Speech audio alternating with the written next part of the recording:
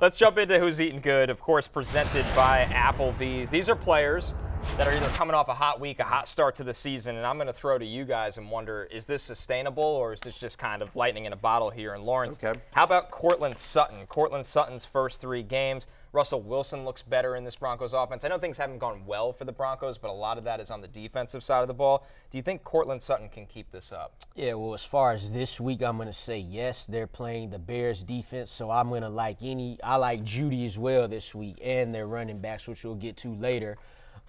You saw what the Bears defense just gotten done to them by the Kansas City Chiefs in really just 3.5 quarters. So while Courtland Sutton may not get the 11 targets he had last game because they were basically chasing the Dolphins. That's still that 70 points is still crazy to me, but he could still come out here and have a decent game. I got him at wide receiver 19, so I think he'll eat good in the neighborhood in week 4.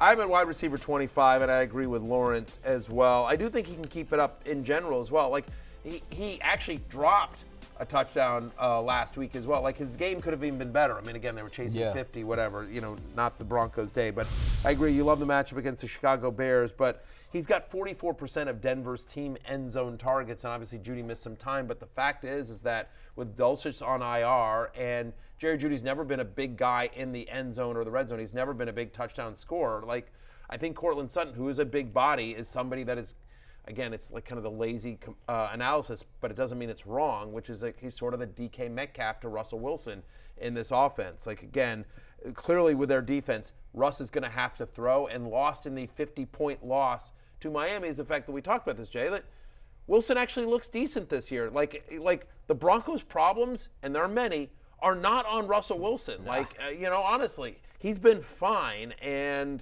Courtland Sutton has been his favorite target so far. 24% target share this season for Courtland Sutton. He's been Russell Wilson's go-to guy. Yep, 23 targets for Sutton. The next highest on the team is at 12. So he's been the guy clearly. And to your point, Russell Wilson has been good or good adjacent, that kind of realm, and he's providing value and he can get it down the field. Jay, another receiver eating good, Marquise Hollywood-Brown, averaging over 14 points per game like Courtland Sutton. I think it's been a little bit inconsistent week to week. Now, unlike Sutton, his matchup this week causes for concern because he has the 49ers at San Francisco. Yeah, but you know what else was cause for concern was his matchup last week against the Dallas Cowboys, who in theory came into the week, people thought had an even better defense than San Francisco. Didn't matter. And this San Francisco defense, like, they cannot show up for games. Like, they really struggled early against the Rams and Matthew Stafford. I think that Josh Dobbs has shown that he can provide fantasy value to his receivers. Marquise Brown's just a really good receiver, and we knew that coming into the season. It was kind of baffling that his ADP was so low, and he's clearly Josh Dobbs' guy.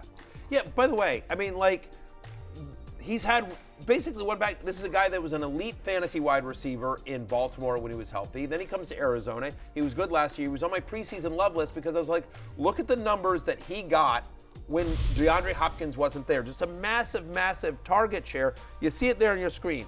5, 10, 7. This is somebody who is getting a ton of work, and so the receiving yards, 54, 61 each of the last 2 weeks, but he scored each of the last 2 weeks as well. He's gotten at least 5 receptions in 2 straight weeks. I have to tell you something. He's getting basically a 28% target share. Yeah. And to your point, like, again, what would the Jets give for Josh Dobbs right now?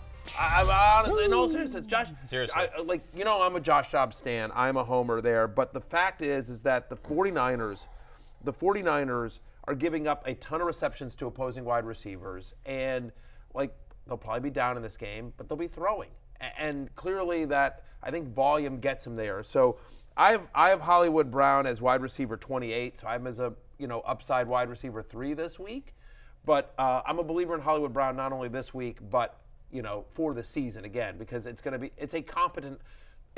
a good or good adjacent. I like that phrasing. Offense, like, I don't know that it's a good offense, but it's like it's a competent viable. Offense. They it's doing viable. something. Like, it's, you know what I mean? Like, you feel better about Marquise Brown's situation than you do about Garrett Wilson's. Well, the chemistry with Marquise Brown and Josh Dobbs is getting better. Remember, Josh Dobbs said before the season, before the first game, he's like, I don't even know the players' names. So we saw Hollywood Brown week 1, 3 catches, 28. Week 2, that drastically jumped up to 10 targets, and now he's scoring the touchdowns. He's getting the targets. So, the Rams receivers did nice work against the 49ers. I'm not going to count what the Giants receivers did versus them. So Yeah. there's room to get to rack up here. Also, Dobbs only had to throw the ball 21 times because they were leading against Dallas by multiple scores for so long. So they didn't even really need to throw, and Brown still had a really, really good day. It's funny to think just a few weeks ago, they hadn't even announced Josh Dobbs as the starter going into week 1 of the Still season. doesn't have his jersey in the team store. Yes. The video was great. Josh Dobbs, fun follow on social. Guys, a month and a half ago, he wasn't on the team. He was in Cleveland's camp to start the preseason. Like, he gets traded. He Like, lost the backup job to DTR. lost the basically. backup job to DTR, like, for whatever reason. And maybe, I think probably because DTR is probably closer in skill set to Deshaun Watson. Like, again, mobile quarterback. Right. And so they feel like they don't have, if something were to happen to Watson, they wouldn't have to change their offense as much for DTR. And by the way, DTR had a really nice camp. Awesome summer. Yeah, exactly. they drafted So, him, right? Yeah. There's a reason there. So, by the way, somebody, if he's available in your dynasty league, Stash. or very good stash, probably isn't. But anyway, yeah, we like Josh Dobbs. We like Hollywood Brown.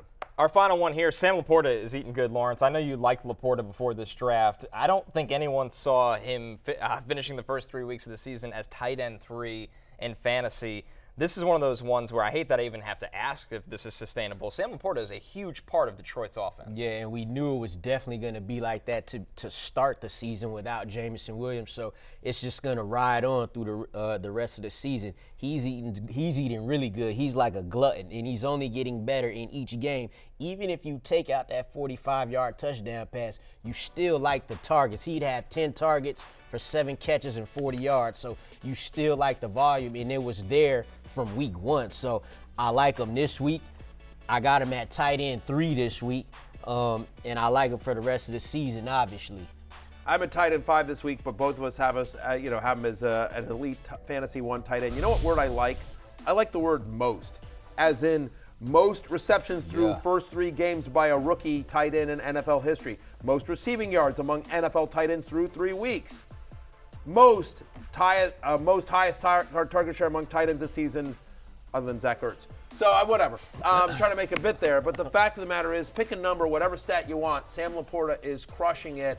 We believe in this offense. We believe in Jared Goff as well. We understand now why the Lions were okay letting T.J. Hawkinson go, because they had their eyes on Sam LaPorta. So looks like they found themselves a superstar here, and I don't think this goes away even when Jameson Williams comes back. I mean, Jameson Williams is a guy down the sidelines, but like where Jared Goff is comfortable throwing the ball and where this offense kind of lives is the middle of the field between the hashes, and that's Amon-Ra and that's Sam LaPorta. Yep, and it should be sustainable. He's the number 3 tight end by PFF grade. Also been an excellent pass blocking tight end, which is really important. And as you talked about with Amon-Ra and why he's your ride or die, they have a very favorable schedule in terms of conditions, the back end of the season, where they're just not playing outdoors ever. They're not exposed to weather ever. And so he's just going to provide value the rest of the way. And you always look for when something happens, why did this happen? You know, is it a fluke? Is the opportunity there? Is the talent there, Connor? And I know you love this kid coming out of college. Yeah, I mean, he was somebody that played a unique role for Iowa's offense, where they'd play him in the slot, they played him in the backfield, they put him out wide, they put him on the line of scrimmage, and he was good at everything because he's a reliable blocker. And that's why he's on the field for 100% of the snaps wherever he goes, because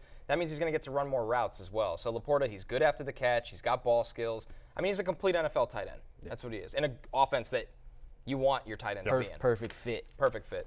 Hey, it's Matthew Berry from NBCSports.com and RotoWorld.com, and I want to thank you so much for watching whatever it is you just watched, or if nothing else, being too lazy to click out of the autoplay after this video started, after whatever it is you actually wanted to watch finished. But now that you're here, I'd like to take a moment here to ask you respectfully now, okay? I'm asking you respectfully to subscribe to the NFL on NBC YouTube channel. You'll get the latest RotoWorld fantasy news headlines, all sorts of great shows, including my own Fantasy Football Happy Hour. So go subscribe now. Again, I'm asking respectfully.